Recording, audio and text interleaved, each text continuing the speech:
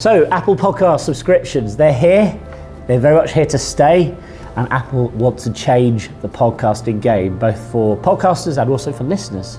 Let's talk about this and find out a little bit more about what they're doing and how it affects you as a podcaster or as a listener.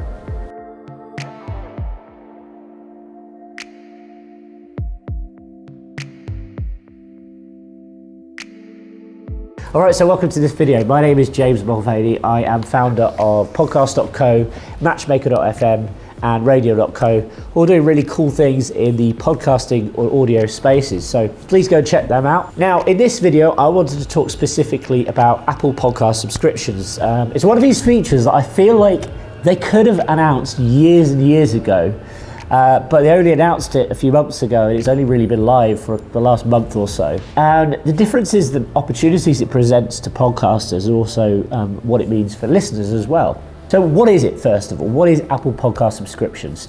Just like in the App Store, where they can have, in-app purchases, you can subscribe to apps for regular use of them. They've rolled out a very, very similar thing with podcasts. So basically, listeners can pay a fee for content. Listeners can pay a regular monthly fee to access a specific podcast. Of course, they'll still have free podcasts, which means you can still listen to all your favorite podcasts for free. Some of them, of course, have got advertising in them. Some of them don't. But really, fundamentally, as a podcaster, this gives you an easy way to monetize your content using a trusted service provider that's directly linked in with the podcast ecosystem. So traditionally, as a podcaster, you might use something like Patreon, or you might just ask for PayPal donations, which is fine. There's nothing wrong with these companies or these systems. However, they do present a problem of, they're not really tied into the podcast ecosystem. So it's not where Patreon is not somewhere people go to get their podcasts. It's somewhere you have to send people to kind of sign up to pay for your podcast or to get access to certain premium content. So the really good benefit, firstly, is it's part of the Apple ecosystem. You can actually buy access to your favorite podcast within the podcast app, which I think prevents that kind of barrier of friction that you perhaps have with other methods of monetization. Secondly, it handles all the billing for you, so you don't have to worry about taking card payments or processing or anything. The only caveat here is Apple give you 70% of the revenue, so they're taking quite a big chunk of revenue which is generated by this new service. But this isn't unique to podcasts. Very much a similar story if you're releasing and building apps on the App Store. Apple take a lot of the revenue there, or perhaps if you're releasing music via iTunes, etc. Apple have always taken a significant cut of revenue streams, and that's part of their business model. But it's not so bad, because Apple have announced that after a year, if you stay with their subscription platform for a year, they will increase your net revenue to 85%. So they'll reduce their stake in your podcast by 5% if you see it like this. Of course, you still own all of your own content. You can do what you like with it. You could still take it off Apple and put it on another platform. You can put it behind another paywall. I think the idea of Apple Podcasts offering a subscription service just makes everything more simple. It makes it simple for podcasters because they're just dealing with one body, with one process, and it also makes it really super simple for consumers because people have already got Apple Pay, they've got their cards hooked up to their phone, and they're used to going through that process to make purchases on the App Store or when they're using Apple Pay to buy products online. So really, podcasts are no difference, and I think from that perspective, it's going to break down the barriers and cause less friction for podcasters wanting to sell premium content to consumers. And I think it will feel more natural as well. It kind of feels like it's part of the Apple ecosystem versus sending them off to some website like Patreon, which, let's be honest, the consumer may never have heard of before. So what sorts of types of content as podcasters could we put behind a paywall? Well, firstly, the most common is create another podcast which has bonus material. So you might have a podcast which is free, but then you have a separate podcast which has maybe more detailed episodes, or it could have unseen footage or unheard footage, which you actually put behind the paywall and offer to your subscribers. Next up, you might choose to advertise on your podcast. This can be kind of annoying for listeners because quite often podcasts will have adverts at the beginning, sometimes a couple of times in the middle, and then again at the end. By offering a subscription option, you can remove all of the advertising from your podcast episodes and give listeners that flawless experience where they can tune in from end to end without the worry or bother of getting distracted by various different adverts. Okay, thirdly, you can give people access to content early. So you might release the same content to your standard free podcast feed with advertising in perhaps, but by having early release content, by giving people the content that they want to hear first, that gives them another incentive, and it makes it a bit more exciting to actually take that plunge and subscribe to your podcast and start paying to have access to things. Number 4, you might be lucky enough to have a huge archive under your belt. Let's say you've got 200, 300 or 400 episodes that you've recorded over the past few years, and not all of them are available on your standard feed. You might say only have the latest 20 episodes or the last 100 episodes, and you want to give people access to your entire back catalogue.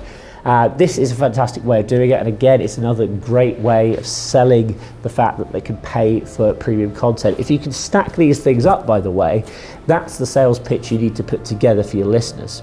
You know, you're going to get access to stuff that's ad-free, you're going to get access to stuff first, you're going to get access to all of my content, everything I've ever produced. If you can kind of stack those up as part of your sales pitch, you're onto a winner. So that is if you're a podcaster, but what happens if you're a podcast listener? What does this mean for you if you like listening to podcasts? Well, podcasts are now going to be split into 3 different categories. Free, freemium, and premium. Free being like most podcasts are and have always been. You don't have to pay to listen to them, you can access them at any point. Freemium being there's a free trial, but then you go on to a paid subscription. And premium just being flat out, you have to pay before you can access anything.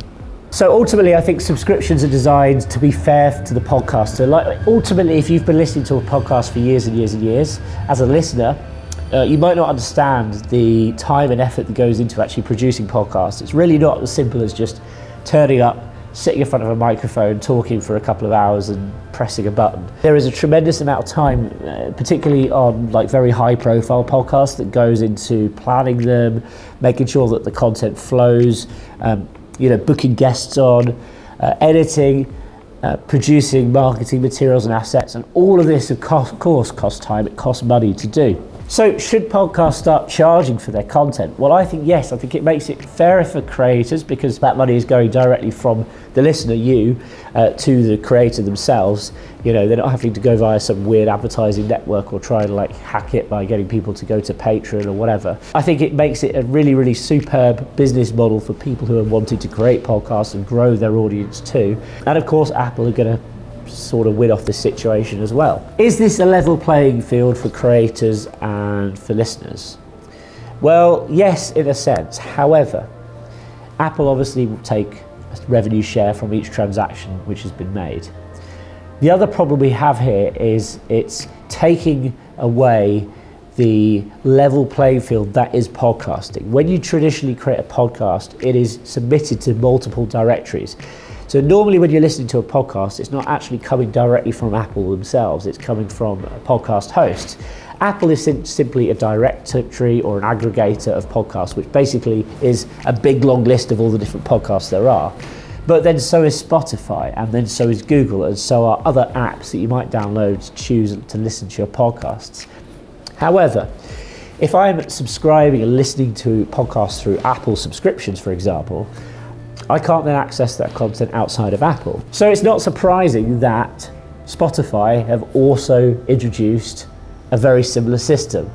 Spotify have introduced a subscription system that allows podcasters to monetize their content, and I can't remember who came first, whether it was Apple or Spotify, but they were pretty much simultaneous. One company announced it and the other followed up very, very sharply. So here we have this audience split because suddenly your favorite podcast, if you want to access the premium content, you've got to choose whether you want to listen to it on one platform or the other. And it's kind of tying the podcaster into that platform as well, because yes, they can monetize that content on both platforms, I guess, a little bit more admin there, but ultimately it's not entirely fair and it's not entirely a level playing field. And these companies are trying to sort of hover up more and more of the podcast market. And that's very clear, I've made other videos about this. So if you're a podcaster and you're looking to activate Apple Podcast subscriptions, how do you do it? First of all, you need an account on Podcasters Connect. This is Apple's portal for sort of submitting, managing and editing your podcasts. You'll need to sign up for an agreement with Apple and sign the documentation that's required to say that yes, that they can sell your podcast, and then obviously they'll pay you a relevant fee. So there's 170 different countries that Apple will then be able to sell your content in, obviously in different currencies. They'll handle all of that sort of stuff. They'll then pay you into your bank account once a month in a currency that you decide. So it doesn't matter if you're based in the UK or the USA or Canada or wherever, Apple will pay you in your local currency, which is pretty awesome, and they'll handle all the different transactions and stuff. So you kind of don't need to worry about a lot of the businessy, techie side of stuff. So once you've submitted your podcast to Apple via Podcast Connect, the next stage is to create a subscription for that podcast. This is where you choose the frequency, if you want to bill people monthly, yearly, the amount you want to bill people, and all those kind of different things. That will obviously then be able to put that subscription live onto the Apple Podcast app on both mobile and also desktop as well. And of course then you can start seeing your subscribers. Apple also provide metrics, so they'll show you how many subscribers you've got, if people have cancelled. Obviously subscribers, the very nature of running any kind of subscription business is that you'll find people will come and go. So you need to kind of keep an eye on your metrics to make sure that you're trying to constantly grow your subscriber base. So that is Apple Podcasts. Hopefully that's been useful. We'll put some links below this video to more information. And I've also done some other videos talking about creating premium content and creating private podcasts. So I'll put a link to those at the end of this video. If you've got any questions or comments, as always, please leave them below. And if you've enjoyed this video, remember to give me a big thumbs up. Thanks for watching. Hey, wait, before you go, perhaps you're looking to start a podcast for your business. And did you know that most businesses make the same exact mistakes?